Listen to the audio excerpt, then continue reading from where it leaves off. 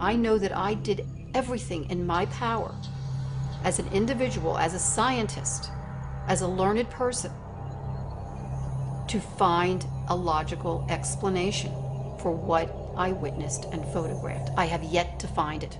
If anything, it has opened up a whole new world to me that I never knew existed. It's time we get this out in the open. Address it, accept it, and study it. When there's a documentary that shows that there's a whole bunch of us that have managed to suspend our disbelief long enough to listen to each other and to inquire and to share, that it really brings the sharing closer. And more people will come forward and share.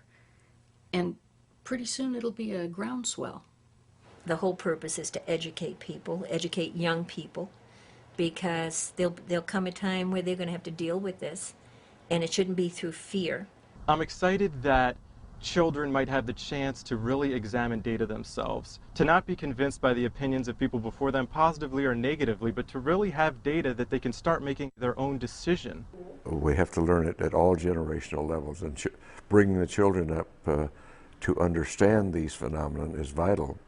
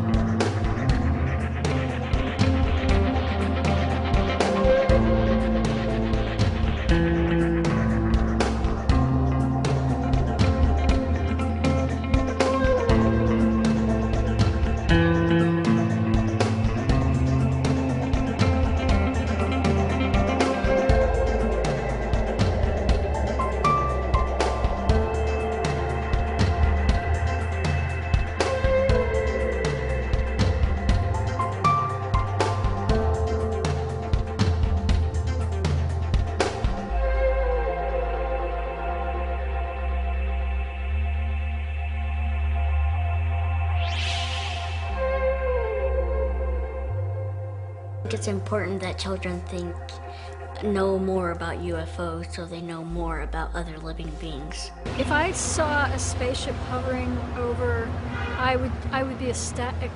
It's important for people to keep their hearts open for people from other planets. I wouldn't know what to think. Found out that I was definitely being visited by other intelligent life. I wouldn't believe it. I would probably feel like really cool, like honored that like other life forms were visiting me of all people. That would be proof that there was some other life form. They aren't the same as us, but nobody's the same as anybody. I would freak. I would just freak out. I guess excitement, you know, what's this gonna mean?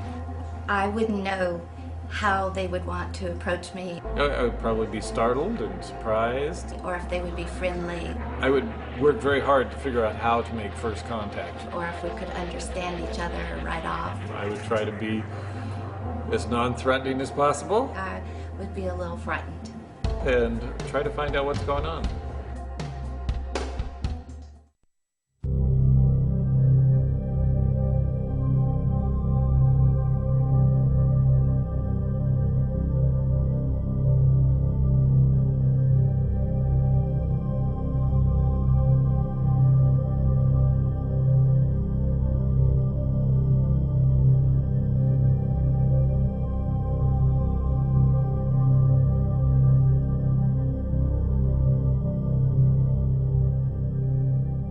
In 1995, both my husband and I witnessed 3 amber orbs in a triangle formation, one on top and 2 closely aligned underneath, very close to our home, about 100 yards from our home, hovering above a private desert area.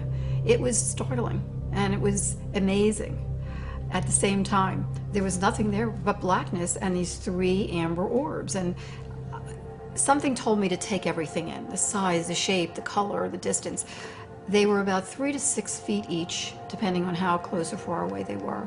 They were definitely oval shape. And the amber color within each orb, and I call them an orb because the light did not extend outside the edge at all. It was totally self-contained. It was very uniform, amber color, and it didn't glare at all. Every other light out there glares. And we have a beautiful panoramic view of the city skyline, so we know what helicopters and plane lights and street lights and so forth. Every light out there glares. These did not. Very soothing, very mesmerizing. And I thought, if I don't get a picture of this, nobody's going to believe it. And as I ran to the closet to get my camera, my husband calls me back. He says, get over here quick. One of them is disappearing. And as I rushed back, we both watched in awe as the top orb started to dim as if on a dimmer switch. It didn't budge at all. It didn't waver. It didn't take off. It just dimmed as if it was on a dimmer switch, as if once it disappeared, it was still there, but we didn't see it anymore. I got onto the balcony, shot a quick picture of the 2 bottom orbs, and immediately noticed an eerie silence, as if time had stopped. It was quite extraordinary. And as I'm staring at these 2 bottom orbs, I have to admit, it seemed that there was intelligent presence staring back. The thoughts going through my mind were, who are you? What are you? Do you know that I'm here? I'd love to meet you. And the next thing I remember, the left bottom orb started to disappear, and I quickly shot a picture of that. And that was the only picture that turned out at the time. But for me, it was quite amazing because it verified that something did happen. I caught a picture of it, amazingly, as one was disappearing and one was still there. I put it on my mantle and kind of watched it for a little bit and wondered if I'd ever find out what this was. Eventually put the picture away, but I have to tell you that even though the picture was out of sight, the thought and the memory wasn't out of my mind. Did not see anything for 2 years. 2 years passed, and not a hint of anything, even remotely close to these amber orbs. January 22nd, 1997, I noticed 3 amber orbs now at a distance far west on the horizon. And I'm thinking, wait a minute, even though they're in a line formation, they were amber, they were in a formation, they were hovering for minutes, strangely similar to the 95 incident. The next night, the 3 amber orbs are now in front of South Mountain. And I knew they were in front of South Mountain because there's red blinking warning lights for the airplanes that are coming into Sky Harbor just in front of South Mountain. And this was definitely lower and in front of South Mountain. And I thought, enough, I'm getting my video camera. I ran downstairs, I grabbed my video camera, I got out to the pool area. I took about 18 seconds worth, the battery went dead. I walk inside, hook up the battery, run outside, they're gone. Now this was about 8 o'clock. About a half hour later, my husband comes up the drive and I gingerly walk outside and I said, honey, remember I told you about the amber orbs far west last night? Well, about a half hour ago, they were right in front of South Mountain. As I'm pointing, like this, they reappear in the same spot. And I thought, I have to get a picture of this. And I ran upstairs, I grabbed my 35 millimeter, get out onto the balcony. As I'm ready to shoot the 3 bottom orbs, suddenly 6 amber orbs in a row, totally equidistant from each other, massive span across, pop up above the 3. And I started clicking away. I happened to get 6 pictures in a row. As the 3 bottom orbs were disappearing, I caught this top formation, which, by the way, in retrospect, was in the same location and the same formation as 2 months later on March 13th, 1997, during the mass sighting. And I ran in to call the Arizona Republic because I wanted to get somebody out there to tell me what it was. And I get an operator on the phone, and I said, quick, you got to get somebody out there. There's some strange lights in front of South Mountain. Please, get somebody out there, take a picture of it, whatever, but tell me what it is. As I finished my sentence, they're gone. By the next morning, I figured there must be a logical explanation, and I called the Arizona City desk again and asked if anybody had called the night before to report strange lights in front of South Mountain. The operator got off. She got right back on. She said, nope, nobody called. Well, I know I called. So I said, well, we did see something that was strange. Who can I call to find out what they might be? And she said, well, look at Air Force Base. sometimes sends out experimental maneuvers, and they don't tell the public about them. And I thought, oh, that might be a good lead, and I call Luke Air Force Base. I get a woman lieutenant on the phone and tried to be very professional. I said, my husband and I are both physicians. We live mountainside in Paradise Valley, and we saw some strange lights in front of South Mountain last night. Do you know what they might have been? And from the get-go, she had an attitude, and she said, well, they didn't come into Luke Air Force Base, and they didn't come out from here, so we had nothing to do with them. I said, well, be that as it may, we did see them. We both saw them, and I did get some on video. Somebody has to know what they were. They were really, really strange. She said, well, you mentioned it was in front of South Mountain. Maybe somebody saw something at the airport, which is in front of South Mountain. And I thought, oh, that's a great idea. So now it was a mission. I had to find out what this was. I got the FAA on the phone. I told him the same thing, and he said, actually, there were 3 at 8 o'clock. They looked on radar. They didn't show up on radar. The 3 disappeared. At 8:30, the 6 popped up. The air traffic controllers at Sky Harbor Airport saw it, saw the same lights, but did not see them on radar. And they've seen flares before. In fact, from their vantage point at the tower, they wouldn't be able to see over the angle of the mountains and see over into the Barry Goldwater Range. After he picked up binoculars to look, it was that unusual. They were 6 points of light that seemed to be attached to something, but they couldn't see what it was attached to. Slowly moving in synchrony, as he put it, in tandem behind South Mountain. So I said, well, where were they? And there was silence. And finally he says, beats me.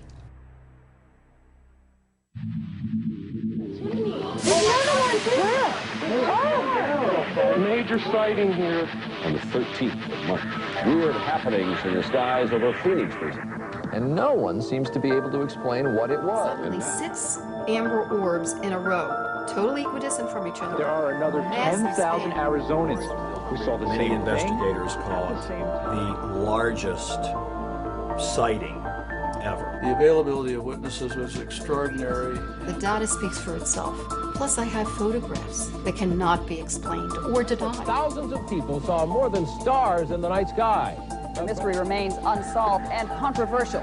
Last night, shortly after 8 p.m., hundreds, maybe thousands of Arizonans reported seeing a triangular-shaped object with 3 distinct lights. People say they saw strange lights all over the state. There was nothing there but blackness and these 3 amber orbs. The people who saw the lights will say the lights were orange, they were bright, and they were big, and they were like nothing they've ever seen before. And there's been no official explanation. This didn't look like anything I'd ever seen in my life. Eyewitnesses who saw it say it's like nothing they've ever seen before. On March 13th of 1997, I had left law enforcement and I pursued private investigations work. And I happened to be at 27th Avenue at Van Buren doing some paperwork. I just would look up every now and then, and I remember I was writing my report, and I just looked up and something kind of caught my eye, because it seemed just to kind of be floating and just, just a constant speed, but nothing that I could associate with.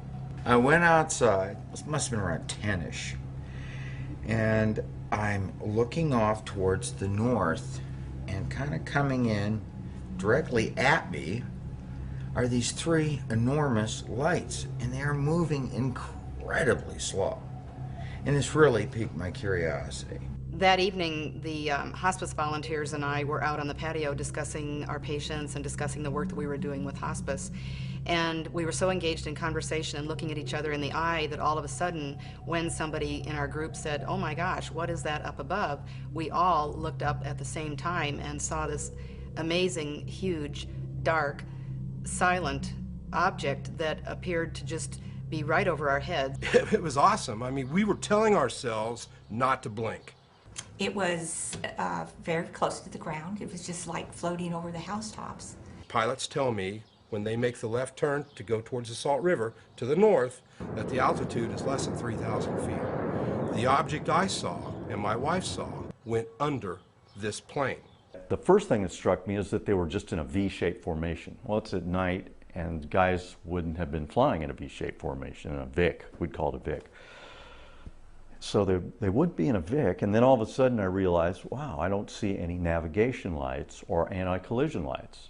So now I'm looking at 5 lights passing overhead silently at a very slow rate. And it also occurred to me that they were flying too slow to stay in the air if it was an aircraft. Many of the witnesses to the March 13th event described a V formation of 5 lights with 2 lights trailing. In fact, there were a couple of witnesses that described the 2 lights docking and undocking onto the array of 5 lights. Now here we have in Dr. Kitai's photographs a full 2 months before the Phoenix sighting, we have 5 lights in a V formation and 2 trailing lights. So obviously this object was around for a long time before then, just something made it decide that it was going to fly over the entire state on the night of March 13th. We could not see the whole object from front to back, from side to side. It was so big. I would gauge this object to be several football fields. I mean, like a mile, maybe more than a mile, maybe even 2 miles. It was huge. And it just kept going over our heads and going and going and going. And it seemed like we could actually just reach up and touch it. It was so low. I like to use the old peace sign, you know, stretch it out. But it was something like this. And as it passed, all we could really see was the left wing of the craft as it passed in front of us. That was how low it was as it passed. And as it started to pass in front of us, I put my hand up to where the nose of the craft was, and I took my other arm out to where the end of the wing was, and it was well over 30 inches. And I said to my wife at the time, I said, that's a mile long. The lights did not move relative to each other. Had they been in a formation of separate aircraft, there would have been a slight relative movement, I would have perceived, and they stayed pretty much just locked in position. So I'm pretty sure it was a single aircraft, wider than any other aircraft flying today. It was quite obvious to me this was not a conventional aircraft. As the craft flew overhead, the lights resembled can lights like you see in the ceiling, so fairly defined as circles in this V-shaped formation, but no harsh glare to them. What struck me was the sheer size of these lights. It was an orangish amber light, and it was so rich and lustrous, it's almost as if the objects seemed to be made, comprised of the light itself, which is strange. But imagine if you could, that light would have material property, the physical property. It was almost as if the orb was crafted out of light. They are absolutely perfect in every aspect of every geometrical aspect that could be observed. They were perfectly, uniformly round. They were perfectly, uniformly equidistant. Video doesn't do it justice. In real life, they're huge. They're amber. There's no flaring. They're like a ball. On the video, they flicker, they're white, they're much smaller. But nonetheless, the formations themselves are compelling. When it got directly over my head, and I mean, I'm talking dead center here, I was right underneath this thing. And I look up. It was like there was no filament in this thing. They appear to be in a canister. There was light swimming around in this shape or form. They didn't glare. They did not emit like a beam, like a floodlight, like landing light craft land. There seemed to be some depth to them. I noticed it was a triangle shaped, 3 huge lights, and they weren't beaming down like landing lights. They were just big balls of light, but very pretty. They blocked out stars as they moved. You could not see objects beyond them as they would pass in front of them.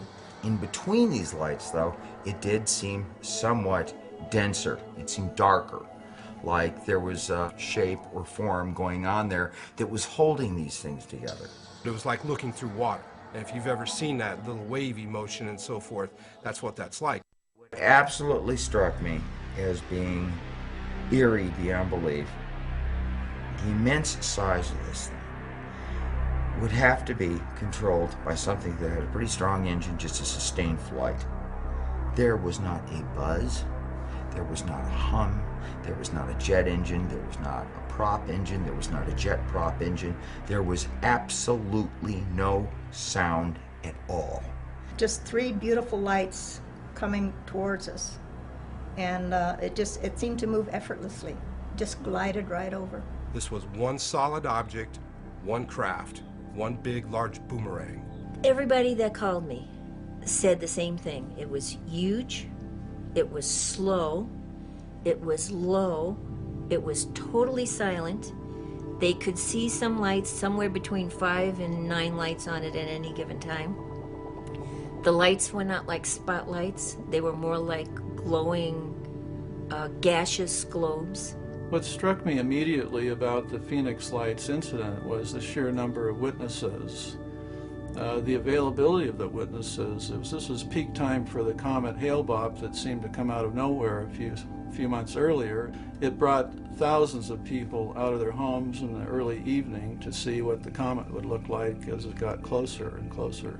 And when you think about thousands of people living along the most populated corridor of Arizona, outside on a very clear, quiet night, looking up purposely in the sky for a glimpse of the Hale-Bopp comet, when the phenomena passed right over their heads, 30 miles an hour. Some people did see it take off at a tremendous speed. I think they went out of their way to let us know that they're here. That was a parade that came right through Sky Harbor airspace, protected airspace, right through downtown Phoenix. When we first started getting the calls, it was more in the north area of Phoenix, and as the calls progressed, it was traveling central Phoenix and south Phoenix. Everyone described it the same way. It was 5 lights or 7 lights, V or wedge-shaped. It was low. They said very low. It was huge. People said it was a mile wide. Some people saw the lights attached to the V-shaped craft, but most of them did not see the craft. They just saw the lights in the V-shape. The one call that stands out most is a lady that lived on the base of South Mountain, and she said it flew literally over her head. She could see the craft, and I remember her saying it was silent, couldn't even hear a hum, and that one really, I really pictured the craft from her description.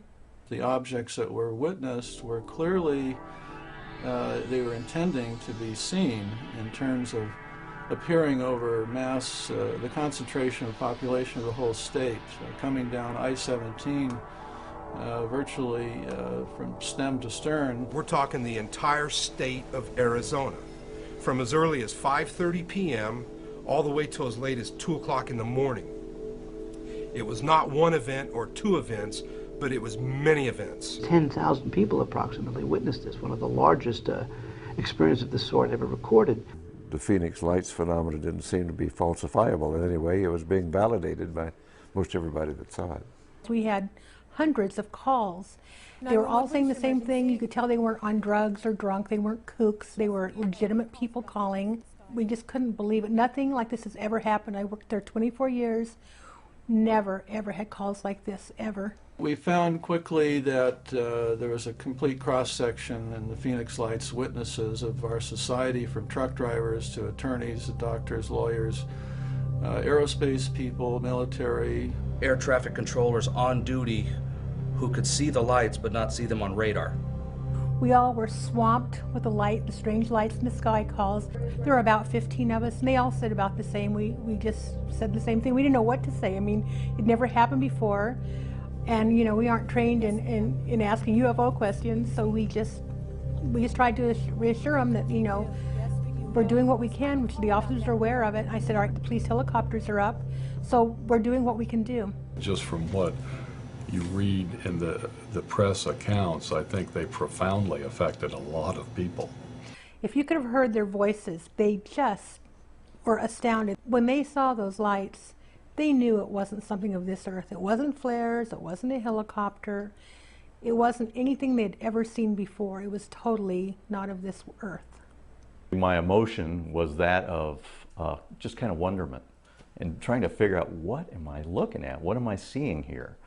I wasn't frightened. I was just in awe of it because it was so abnormal. I don't remember anyone being frightened. They were just amazed and excited and like unbelievable, what's going on. They just wanted to know what is going on. You know, what is that? Do you know? There, you know, usually when you call the police, you get answers, and we didn't have answers for them because we didn't know either. none of us was apprehensive about what we were seeing. This was the very interesting part looking back on it, and I especially was very, very intrigued and excited with the idea that this is something miraculous that's happening right now. This was a planned event. It was not accidental. It was very well orchestrated, to say the least, even an elegant production, if you will. I was looking at the newspaper to see if there was any information on the strange lights in the sky. I found a very small article where it quoted a Phoenix police spokesperson who said the 911 center only got a few calls on the matter. And I thought, this is ridiculous. So that night when I went into work, I talked to my supervisor and I asked her, what gives? You know that's not true. She said, I know, but I have no idea, why they said that. And I was just thinking to myself, oh, the cover-up begins already. After I heard all of this over the next couple of months, I thought something really strange has happened, and I want to know what it is.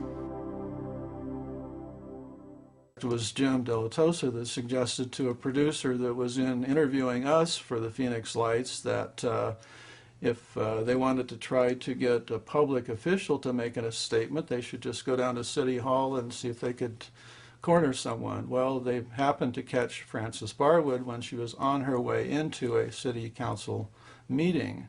As I was going into the meeting, I was stopped by a reporter, and she had with her a TV cameraman and a microphone man, and they started asking me about these lights that went over Phoenix.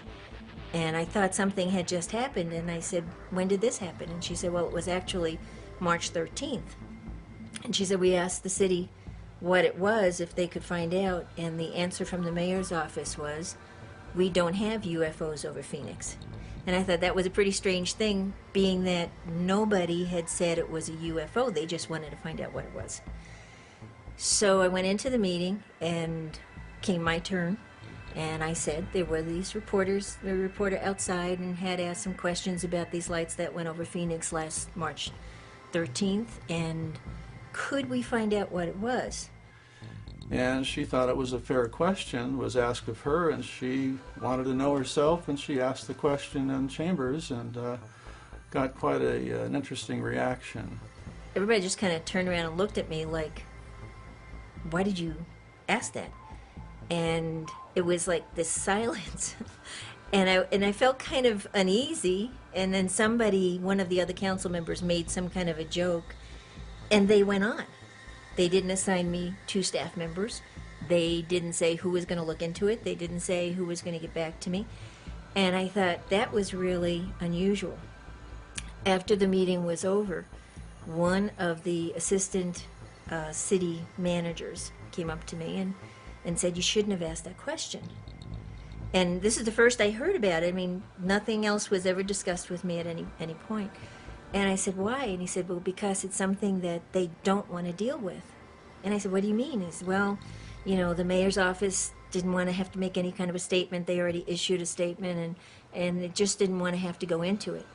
And I thought this was, so unusual. Something flies over our airspace, flies over our airport's airspace, is seen by pilots and flight crew and tower crew and everything, and they are afraid for me to bring up this question. When this all started, the reason that I asked the question about this incident that happened on March 13th, 1997, which has come to be known as the Phoenix Lights, was because I thought, this is a public safety issue, and we need to know whatever it was in case it comes back, in case, it happens again, or in case there's a danger to the people or buildings or whatever, because we have antennas that are high. And I couldn't understand the negative reaction that I got for asking this, when I thought that was, to me, a perfectly innocent question. Well, that she was pilloried in the press and made fun of. The positive effect, however, was that hundreds of people came out of the woodwork and made phone calls to her office and her home. My answer machine at work totally filled up. Since they couldn't get any more calls into my office, they started calling other council members' office, leaving messages for me. They called the mayor's office, leaving messages for me. We estimate we got several thousand phone calls. We decided to call back every single one of them. Over the next couple of months, I personally talked to over 700 people. Everybody but one, everybody but one told the exact same story. And the one was the one that they publicized, which was a kid who said he saw it and they were airplanes. Well, you know, when you have like 700 to 1 saying this was not airplanes, I had active military, retired military, police officers, firemen, Little League coaches that were out that night with the whole Little League saw it, the parents saw it, people jogging, people shopping. That was really an important single event in opening up the case for us, was Frances Barwood. And I give her a lot of credit for her courage, especially holding forth and holding up through all the criticism that she got.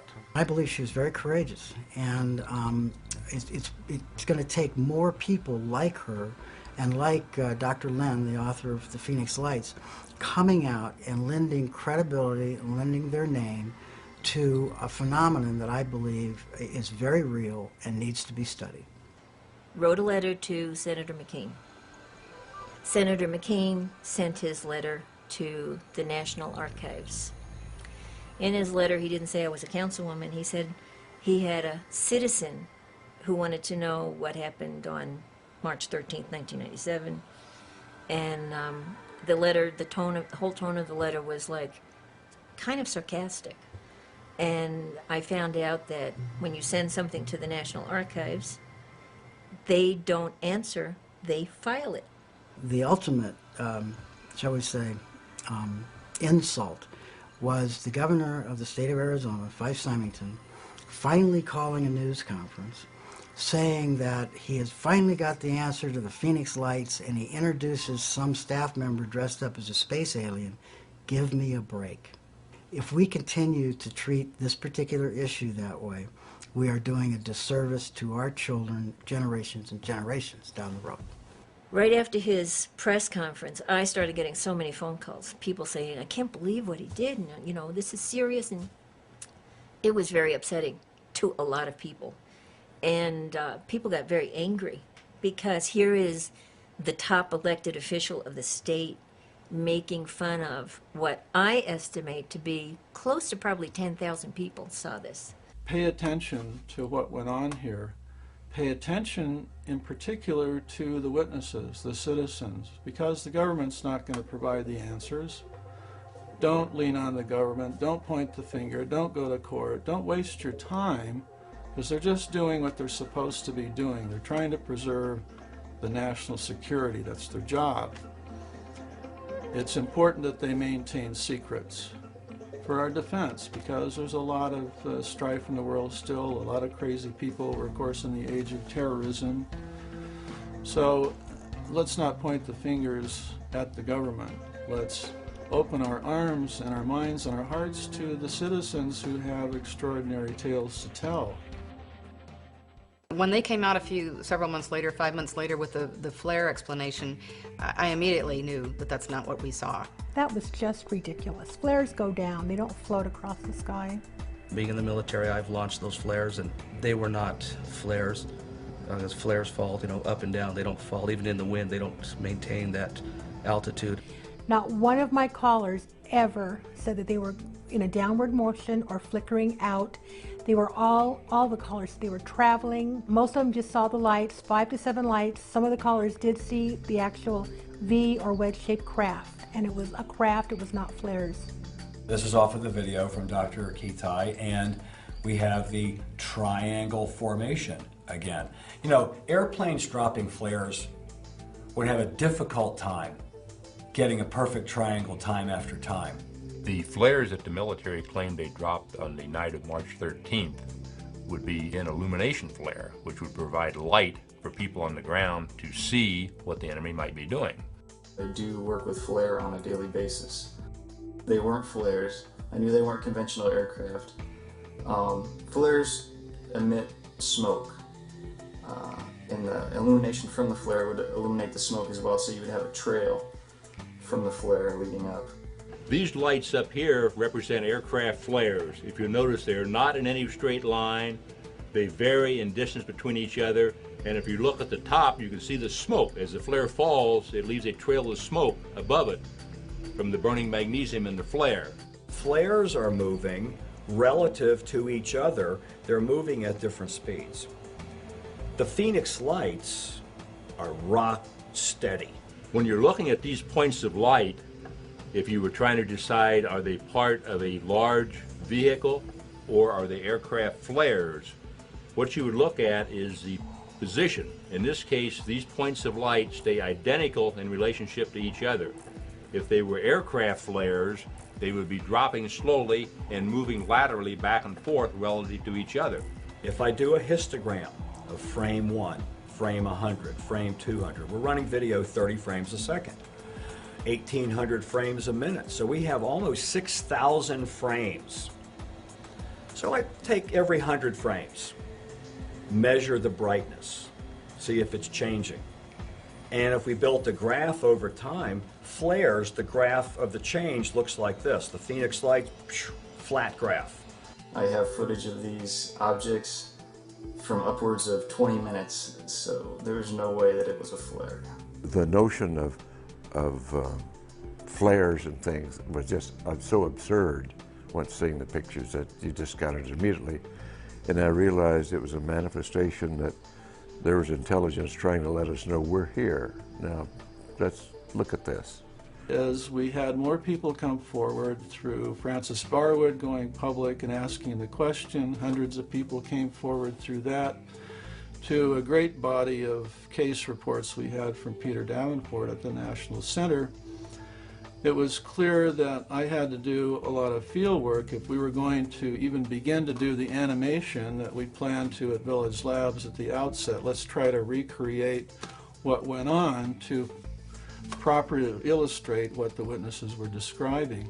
We've done motion studies of the different witness drawings, the different videos that we had, and built a scientific model that we then turned and moved it in as many positions as we could to find something that was either a formation of lights or lights on some object that no matter how we moved it, it fit with what was on the video and what the witnesses said. This is great to have Dr. Kitai's film, 35 millimeter film that she had shot in addition to the videotape and all the other people's videotapes. We had this high resolution film that I could scan the orbs at 1200 dots per inch and be able to then look at the orbs as a very large object. I can look at the very fine gradations that are out on the edge. I can look frame to frame to frame for changes, or that it's remaining the same. I have more data to deal with. It is my belief that very valuable information comes out of studying the color content of the entire picture and of every single light. What we're doing is looking at a composite image, an RGB image, and studying the nature of the colors that form that image. And they're not at all the same. You know, it's a real apples and oranges kind of thing. Yes. And I think this data is very valid, and I don't know that it can be easily refuted. When I had the experience of seeing some lights out in the distance, the first thing I did as a, I guess, inborn skeptic myself was just try to run through every possible solution that it could be. I ran my differential diagnosis of anything it could be. And what I realized pretty quickly was nothing fit. Nothing that I could possibly run through. It definitely wasn't flares. It wasn't airplanes. It wasn't streetlights. It wasn't something on the mountain. It wasn't anything that I could think of. And it also didn't make sense that they were saying it was helicopters flying in formation, because there was no sound. And even the most quiet helicopter still makes a sound. The key is here is everything we have makes noise. We don't have anything that's quiet. People will say, well, it was stealth. Well, stealth is radar evasive. It has nothing to do with what you hear. It's radar evasive, you know, not sound evasive. And the idea that we saw something that large and that low to the ground that was totally quiet still amazes me. In my examination of Dr. Lynn's photos and from her description of what happened, they did seem to move as a unit, and they were able to stop and hover. And I'm not aware of any kind of aircraft that has a hovering capability that's silent. I don't believe it's the military testing top secret craft. If they were to do such a thing, they would do it out of the public eye, not above a major city. If our government or a military contractor is making something like this, they made a big mistake in letting it get loose and fly out of control right through the center of Phoenix and air traffic, turn around, flying through military bases. If this is some sort of secret aircraft by one or more military organizations, they shouldn't be going around having it displayed in Phoenix and having it displayed in Mexico and having it displayed in other parts of the world and then making believe that it's not present. If it's going to be visualized and it's going to be photographed, then people should stand up and own it. My initial supervisor, when I first arrived here at Luke, he was here in '97 when the incident occurred, and he remembers that 2 jets were scrambled from one of the squadrons on Luke. Now, as far as I know, nobody ever took a shot at it, except the camera. We had an insider's report, a ground crewman, who had to help one of the pilots from one of the pairs of jets that went out of his craft because he was so shaken up by it. One of the pilots stated that they have a visual on it, they've got gun camera film of it, they have no radar tape of it. It scared the hell out of them. Allegedly, a crewman from Luke Air Force Base called the UFO Reporting Center, Peter Davenport, about 3 a.m. that morning. Very detailed description of this mile-wide triangle craft traversing right over 7th Avenue and Indian School about that time as well. Nothing's ever been made public, to my knowledge, about instructions on how to respond to a sighting at the base. However, I know that the Firefighter's Guide to Disaster Control that is endorsed by FEMA, I believe it's chapter 13 or 14, is completely about UFO sightings and how to respond to a crash. So that kind of lends a little credence to the whole story. I try to dismiss and I try to find, like I said, I try to pick apart every story that, and when they came to the point of an unidentified flying object, that seemed to be the only one that I couldn't pick apart. We kept saying, you know, what is that? What is that? And it wasn't until after the events happened and it disappeared to the south in the darkness that we went inside. We stayed outside for a couple seconds, then we went inside. And she sat on the couch, and I went to the bar, and I sit on a stool, and I took my glasses off, and we stared at each other for 5, 10, 15 minutes, who knows? And I got up, and I wanted to go back outside, and as I grabbed the door, I looked my wife right in the eye, and I said, we just saw our first UFO. And she looked at me back, and she goes, I know. It was just amazing. The credible, wonderful, detailed descriptions that witnesses shared. And you knew it was from their heart. You knew that they had seen something extraordinary. I like Occam's razor. The simplest explanation is probably the one that's true. It's an extraterrestrial spacecraft.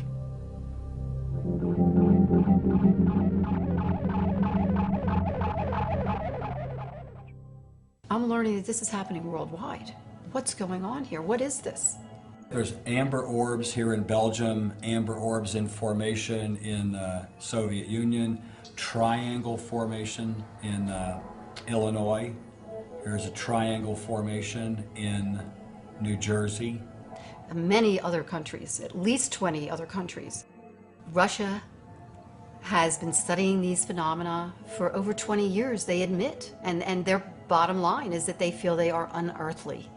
China has an elite group of scientists studying these phenomena. Japan built a museum. The government funded a museum so that they could promote universal peace. What a beautiful message. And just recently, Mexico, the Mexican Air Force has now come forward to say that they've had the sightings of these orbs around their aircraft, which, when you look at my pictures, are identical information and characteristics. When you test the Mexico orbs, blow them up big and look at them, they look just like the Phoenix lights. Dr. Richard Haynes, a very noted PhD psychologist, has been studying pilot reactions to these orbs. In fact, he's also studied what they called Foo Fighters in World War II. The identical phenomena, these rigid orbs in formation, just like what my husband and I saw outside our bedroom window in 1995. They've been around a long, long time. Throughout recorded history, humans have been fascinated with the nature of light beings, of anomalous lights in the sky, which we sometimes interpret as angels, or we sometimes interpret as light beings, or we sometimes interpret as ETs, or we interpret as literally the shining God herself or himself. Maybe these things have been occurring all of the time and we just haven't been paying attention to them. Or we've been told, like in The Wizard of Oz, pay no attention to the man behind the curtain. There's way too much information biblically as well as just religious writing that talks about visitations, angelic presences, being taken up in a ball of light, Ezekiel's wheel. You could just go on, Bible story after Bible story talking about what was happening. Now, if we just start discounting witnesses and witness testimony, then we get in an awful murky place where we'd be tossing out probably 90% of the Bible. There are tons and tons of paintings and pictures from Europe from the 16 and 1700s depicting things flying through the skies.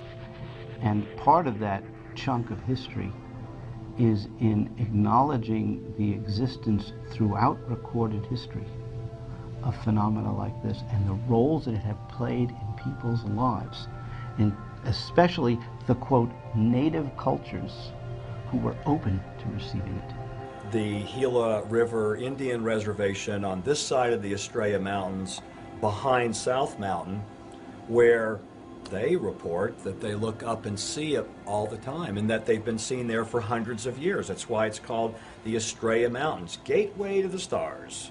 The name itself is symbolic.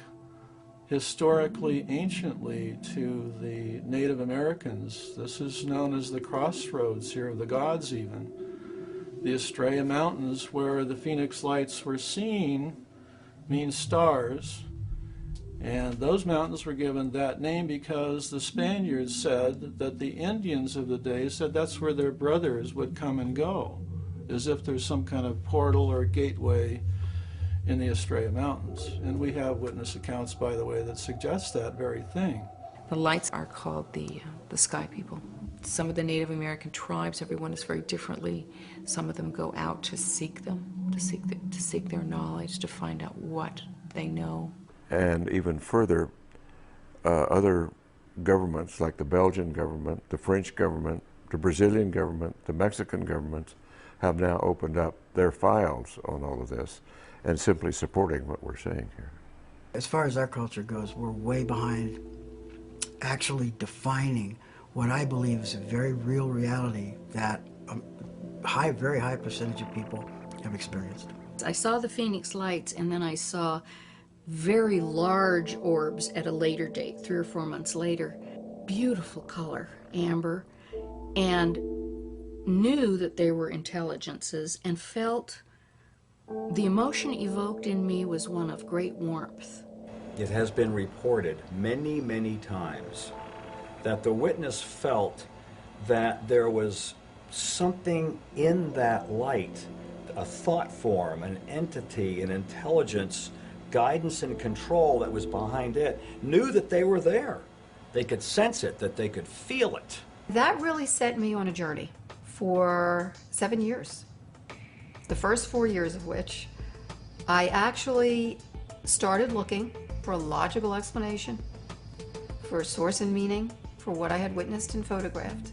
The more I looked, the more I found.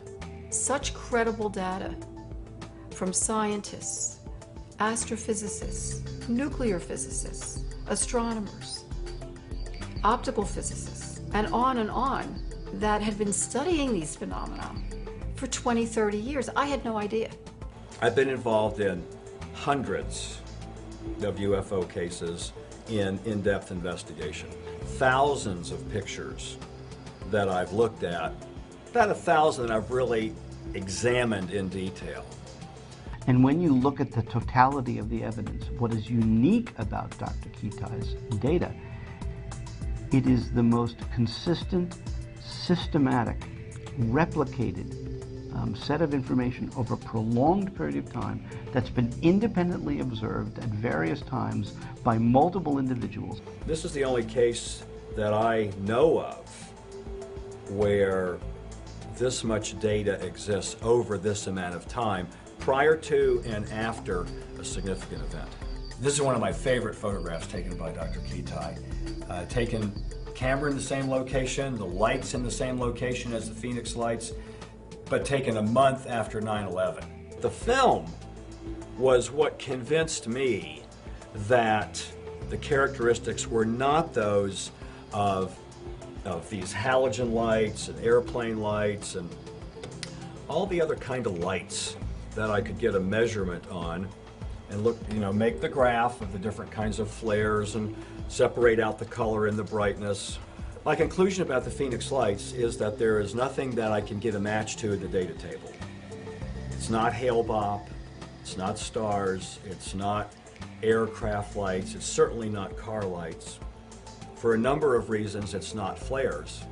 If it's not some sort of technology that's made by us, then we have to seriously entertain the hypothesis that it is some sort of expression of highly intelligent beings. The size of the craft on the Phoenix light display seemed to be far beyond anything that we have as a homegrown craft. So my suspicion is that it's precisely what we think it is. It's an alien craft. Ultimately, it's going to be the people that will sort these things out rather than the government. And the worst thing that can happen to us would be as if the government said, well, it was flares, go back to sleep. For a long time, since the 1940s, there's a concerted effort to try and keep this material from the public. And one of the easiest ways to do that is to hide it in plain sight. Make it so that credible experiences that come out, credible reports, sightings, are surrounded with ridicule, surrounded with the debunkers who try and give prosaic explanations for something which just defies explanation. There is a small percentage things that cannot be explained. But even if it's only 1% that can't be explained, or if it's 1/1000th of 1%, that's enough. It only takes one.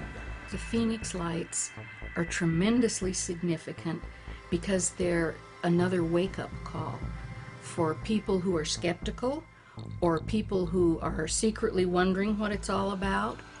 And the Phoenix lights were so visible, seen by so many, and so publicly acknowledged, even in the media. If you can create a structured controversy, say, I'm going to let the flare story happen, knowing that a lot of people aren't going to believe it and some people are, but let's see how it goes. And then let's get on the phone and let's call up USA Today, CBS, ABC, NBC, MSNBC, and let it trickle down through the news management that we think this story should be covered. You get your people there. And it happened. It happened in a big way. It happened fast and turned a lot of heads, made worldwide news, and then it was denied. Why wouldn't all these news media people who are in a perfect position to investigate all this, why aren't they the least bit curious? Why don't they want to know what it is? Look what happened in '52 when all those craft flew around the Capitol building and everybody went, 4,000 people saw them and looked up and went, oh my God, oh my God. Nothing happened. The word barely got out across the country. That's not true anymore. The Phoenix Lights is the first case, that's the first case where there was chat rooms about it. Microsoft Network Forums had a weekly chat room about the Phoenix Lights. It was the Phoenix Lights website I had gone to, and the first thing I thought was just like the color and the shape of the lights. It was just like, this is what I saw. That's the way that everything will go in the next wave for investigating UFO cases and talking about it. It's going to be the internet as the tool. So as sightings like the Phoenix Lights have happened elsewhere in the world, people can go, hey, it's just like we saw in Phoenix. So many witnesses, thousands and millions of witnesses all over the planet are telling the media all over the planet basically the same story. Phoenix Lights had global impact because of the international news that happened about it, not dismissing it. Not only was it a very significant mass sighting, many investigators call it the largest sighting ever, lasting the longest amount of time, seen by the largest number of people, grand scale. But at another level, global media. It was all over the news everywhere for a long time, months and months. And then every year, it gets on the media again because there's something significant about it. When I first joined the military, I put in for loot for the simple fact that the occurrence of 97. I was hoping to maybe see something myself. When the orbs returned in January of '98, I was on the roof of our building at Village Labs, having been on alert. Dr. Lynn called. We had been alerted that the orbs had been showing up the nights before. So everyone, the Phoenix Lights Video Witnesses Club, if you will, were all ready with their cameras in their various positions around the valley. When I first stepped out on my balcony and saw the two amber orbs to the southwest, I dropped my soda on the balcony and ran in to grab my video camera. And I put the spotter scope right on it, zeroed in, and it stayed right on it. And what was extraordinary is that light went off and it came on again over a 20-minute period, and it did not move from that position because it stayed fixed in the scope. I have to tell you, I was really deeply impressed by the display that unfolded. As Jim came up to join me, we really were now together to witness a grand display of several orbs that were variously in a straight line, as if you could draw a ruler or lay a ruler end to end, lights going on and off in the same positions, and then ending up in a triangle as if to communicate a simple geometric based message. A lot of the times the orbs will line up in a straight line. They'll move into patterns, mostly geometric patterns. Greater frequency of the triangular shape. It was impressive, and we both reacted as if this was an extraordinary event and certainly not a display of flares thanks to the military. I've been sitting out on the balcony every night since. I've got some good footage so far, and it's pretty compelling. I think society is influenced, of course, by Hollywood and the perception that, you know, there's this fear element and that's a natural response. Hollywood has really trained us to feel that aliens are scary and they're going to hurt us, and, you know, there's really no way to know what to expect except for what we've been trained to believe. Hollywood likes the violence. All the movies and all the ET movies, every time ET and UFOs and all this is involved, 95% of it's violence, where they're attacking us, they're killing us. So a lot of people has a mindset right here that, hey, those are evil people, those are evil beings, they're here to hurt me. And yet, I think that's the furthest thing from the truth there is. If I would see something in the daytime, big, huge thing coming flying over, I think I'd be a little afraid. When children especially saw this mile-long triangle craft, they were scared. Their initial reaction was fear. But as it slowly passed right over their heads, silent, gliding right over them, not only children but adults as well felt a connection to the phenomena, felt a calmness take over them. Nobody I talked to said I was terrified. What they said was, I was amazed, I was astounded, it was incredible, I was excited. It amazes me that we got to see something that large, that low to the ground, that slow, no visible means of propulsion whatsoever, no noise whatsoever, and it was able to stay up and it did no damage.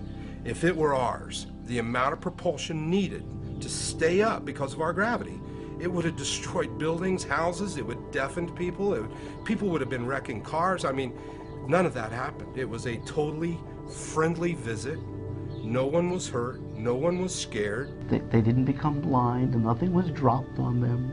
Nothing had happened to me. Nothing had happened to anyone I'd known. Nobody was harmed. What most people experienced was this phenomenal sense of wonder and awe and appreciation for being alive and witnessing it at that moment. Once all these things came to my mind, I just thought, wow, what a neat thing. And that actually helped open up my mind to the rest of my life with a sense of wonder. Almost universally, people who have anomalous experiences with lights or craft or things that they see never recount it as fearful. Always recount it as filled with awe and wonder, of amazement, of wanting to connect to these phenomena. Hopefully, as society matures a little bit more and becomes more comfortable about talking about these events, these beings, that fear will diminish. And I think if the fear continues, that's their choice. They're using that then as a defense mechanism to help them be comfortable with something they can't put a label on, something they cannot explain. If you're terrified of seeing something, and then you see something that you're terrified of, what are you going to do? Your own beliefs are going to color you to lead you to have a negative experience. So it's your belief structure that has prevented you from having the positive experience that's really there. when people recount an experience, it tells you more about them than it actually does about the experience. If they need to be angry, they usually vent annoyance and how dare they and that kind of thing. But over time, and looking at it and comparing it with others, there is almost nothing really fearful about any of it. Imagine that you're an unearthly being. You want to communicate, you want to help. But if you appear, you show up in a seminar room, or you show up at the foot of somebody's bed, or you come down in lights, what's going to happen? You're going to frighten people. So how do you, if you could put yourself in their shoes, if there is a their shoes, how do you go about helping without frightening? It is important that people, at the very least, have an open mind. It is important that they are also very prepared and to deal with whatever happens. I discovered in my own research that these powerful types of experiences have happened throughout history in various cultures, but they're described differently in different cultures. One of the problems that a government or a church or anyone has in explaining the extraterrestrial situation is that it requires non-physical definitions in order to explain it. Both contemporary mathematics and contemporary physics acknowledges the fact that there are more than 4 dimensions. It's the most integrative of contemporary theories in physics, called string theory. It requires the notion of having 10 or 11 dimensions. And we typically can have a difficult time measuring things in 3 dimensions, let alone 4 dimensions, adding time. So just adding one more dimension makes all kinds of possibilities. Time travel, interdimensional doorways and gateways and things, that the rules would hold true interdimensionally for folks everywhere. Saints, angels, avatars, ghosts, intergalactic travelers all follow the same rules of interdimensional place hopping. We coexist. I don't think it's a planet far, far, far away. You know, I don't think that at all. I think we coexist. This is dimensional. We share the same space. We just don't know it.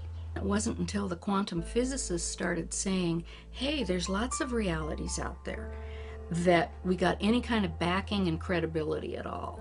My remembrance, as I think back in the 60s when there was a lot of interest in this topic, is that there were so many reports that it was possible to debunk as frauds and people that were just completely unreliable. There also were a set that were never explained. God forbid that you'd go to an astronomer or to an engineer who's going to say, I'm not even going to bother because we all know for a fact there's no such thing. These people either made a mistake or they're lying. We went through that whole phase and that kind of drove the topic off the table in terms of the research community. Just because we may not have the technology yet to definitively define what these things are, it doesn't mean they're not real. We may just be looking on the AM dial for an FM frequency. As a scientist, I think anything that's not understood should be investigated. You know, that's just what science is all about. To follow the data and let the data speak. And if the data takes us in areas where it needs and requires us that we change our mind about what we have been taught, what we believe, then that's what we need to do. We used to think the earth was flat. We now accept that it's round. We used to think that the sun revolved around the earth. Now we know it's the opposite way, and we've accepted that fact. We used to think that objects were really solid. Now quantum physics tells us it's mostly, quote, empty space. It's organized energy. We can even accept that too. We have to get a different perspective on what's going on around us, and as a culture stop denying that people see, hear, and experience things that, granted, are out of the ordinary. There's going to be a time where they're not going to be able to hide it anymore. There's too much technology today. Too many people have video cameras and digital cameras and the internet to relay it all on. It's only a matter of time. There's healing here. I'm a physician, and I come to this whole forum not only now with knowledge that I've seen something personally, not only knowledge that I've sought out and found, credible knowledge, but also knowing there are many people that need to be healed, that need to know that they're not crazy, that it's not a mirage. I'm very relieved to be able to talk about it with someone who understands. You know, maybe I can get some answers. I'm credible, and I saw what I saw, and I'm not afraid to talk about it or to share it. I think it should be shared.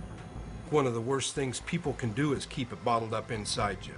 I think one of the best things you can do is to open up. There's nothing wrong with that, and you'll find out you feel pretty good about it. It has all the earmarks of a kind of an epiphany, the kind of thing that occurs like once or twice in life that absolutely changes you forever, and then, like a good scientist, you want to say, why did this happen? Or what does this really mean?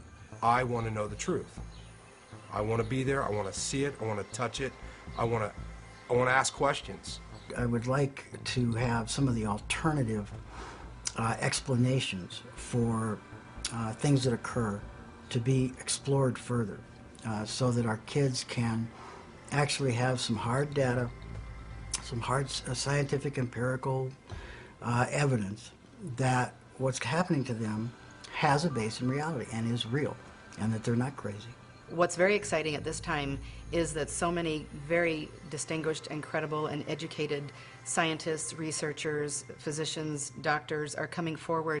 It so happened as when it was going on, I became aware of it and was listening to a blow-by-blow description and was consulted on it afterwards. And I said, well, I'm pretty sure you were looking at a very valid phenomenon. There's no question that there is a phenomenon, and for anyone to be still questioning whether there is a phenomena is deluding themselves. Read about it. There's certainly enough information out there if one wants to and chooses to. It is a choice. I would only tell the friends that that are trusted by me, and probably other people would make fun of me because unless they see it with their own eyes, some humans just don't believe things. Many people are not willing to look at something they've had no experience with.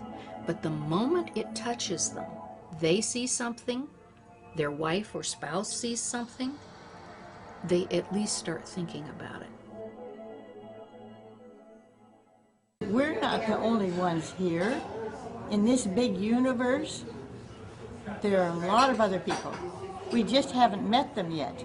But of course, we're not alone in the universe, and there's too much out there for us to just be the only living beings in this universe. What astrophysics strongly implies is the probability that there's life other than us in the universe is highly, highly probable. there are so many stars and probably other planets out there that the scientists haven't even seen yet. It just seems incredible to me with over 200 billion stars in our own galaxy, and there are billions, if not trillions, of galaxies. How could we be alone? The Hubble telescope, just in the last 5 to 10 years, has changed the face of time and space and gravity as we know it. Our galaxy, our one Milky Way galaxy, and who knows how many trillions there might be out there, is 12 to 14 billion years old. Our solar system is a very young solar system. It's only 4 to 6 billion years old. There may actually be intelligent entities out there billions of years ahead of us. What if everyone woke up tomorrow and knew that extraterrestrials come here? For sure.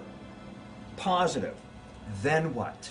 Maybe we would have more reflection on how we are being, as a people, as a nation, as a culture, as a planet. It would help us to wake up. It would help us to see that we're not the end-all be-all. So I think it would be a good thing. I feel that the event woke me up. That I got out of my daily routine of getting up, going to work, coming home, cooking dinner, eating dinner, watching TV, going to bed.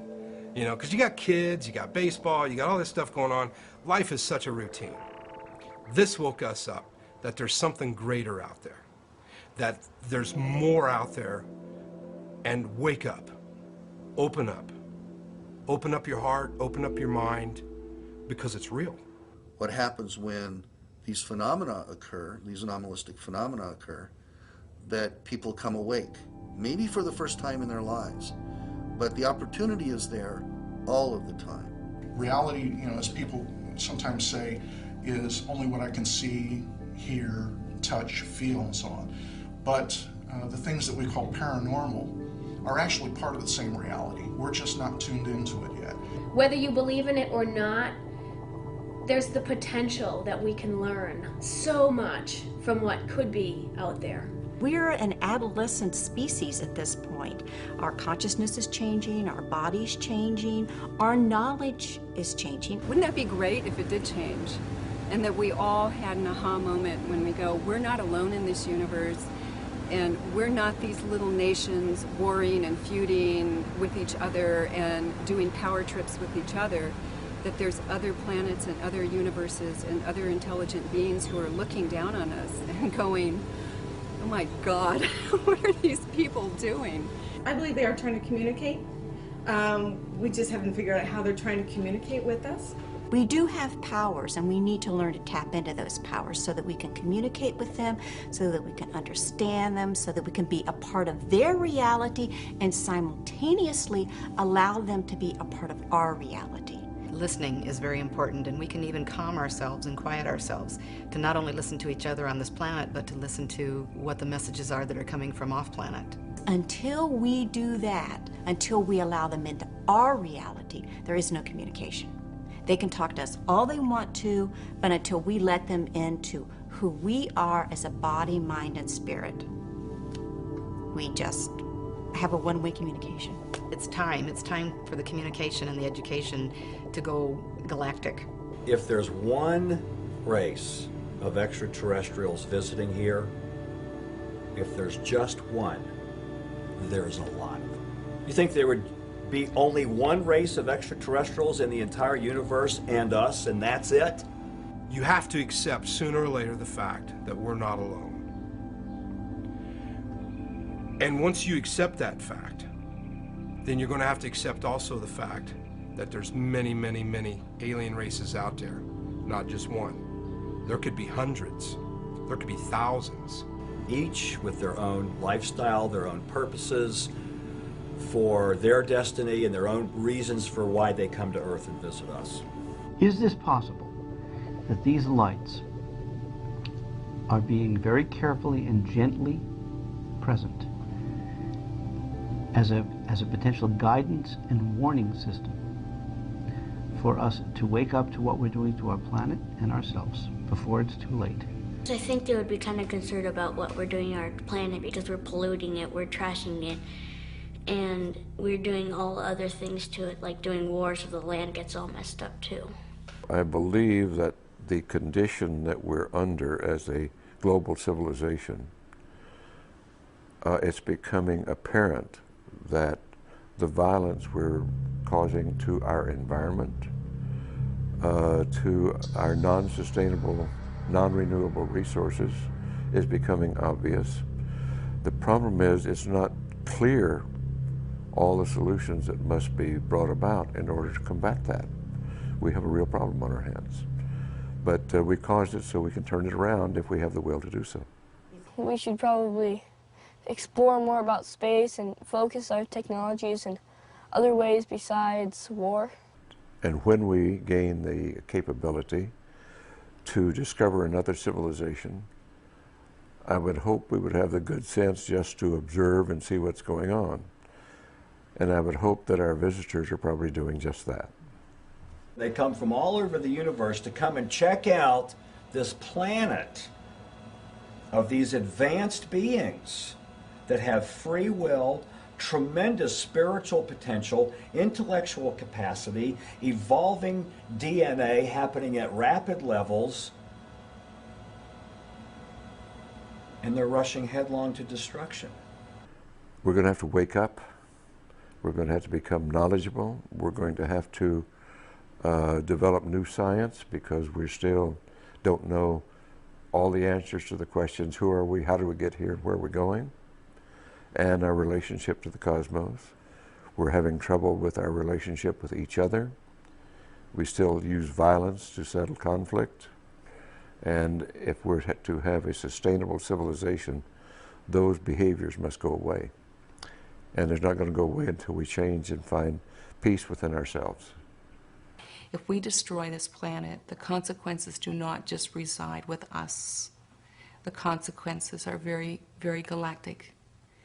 So they're very concerned that humanity does evolve. Those that are really awake to it and realize that we are not alone, also realize that we are spiritual beings with so much positive potential to do good and to help make this world a better world. I think we're spiritual beings riding around in a physical body, and for a long time we've had to pay a lot of attention to just getting through the physical, and I think the spiritual has suffered, but we are in a spiritual renaissance right now, and I think the Phoenix Lights are part of that. There are very few things that are bigger and more important to every human being on the planet than the topic of this documentary, of the implications of what the Phoenix Lights represents. It was clearly no accident that this demonstration and parade, this extraordinary single category, single class event of the Phoenix Lights occurred. Multiple purposes, multiple dimensions, multiple impact potential, and I think we're only beginning to see the tip of the iceberg of the effect of what took place back in March 13th of 1997 here. Years later, it still gives me goosebumps. So I'm into it. I can't help it. It's a part of my life. It's a good part of my life. It's a good thing. The anomalous experience, whether it's seeing the Phoenix Lights, believing you've been contacted, having conversations with other dimensions, it doesn't really much matter. What matters is what you make of it and what you do with it. We're all here together for a reason, and we're all here together for a purpose. And what could the highest, greatest purpose of our being here be? And that would be to love one another, to be kind to one another, to be compassionate, to share our joy with each other, and to listen to each other. If we had the opportunity to listen to this information and therefore help our children and help the world grow before it's too late, and we didn't take the opportunity, it will come back to us. It's important that we look at our civilization, our place in history, use our tools of science for greater understanding, to promote the greater good, and that's what it's all about. I think we are in a pinnacle point of our civilization, and I think it makes a difference which direction we go next. Hopefully, we'll have contact one day if enough people are really open and realize that there is nothing to fear. I look forward to that.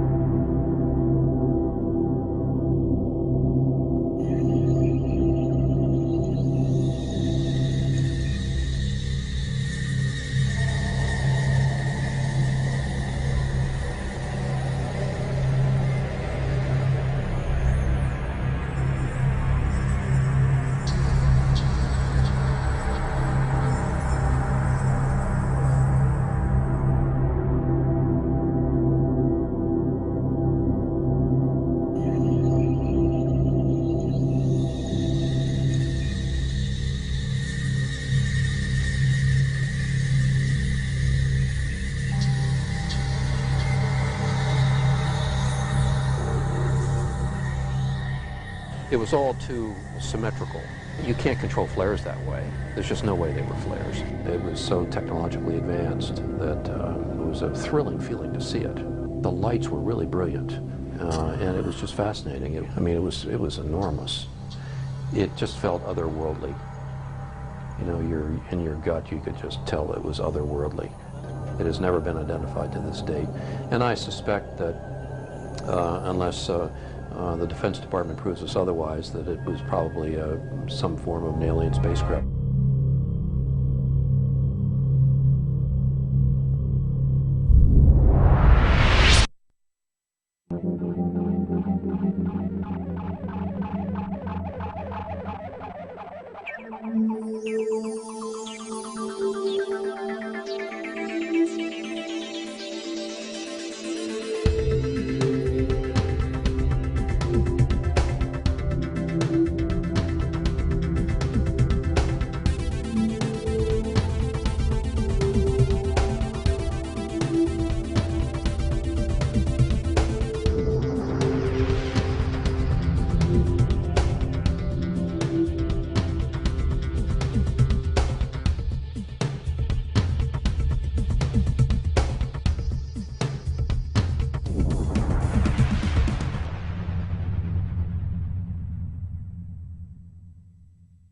If a strange being came to my door, would I be scared? Would I be frightened?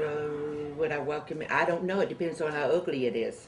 If they would come to my door, I would say, well, come on in, let's talk. Let me find out more about you.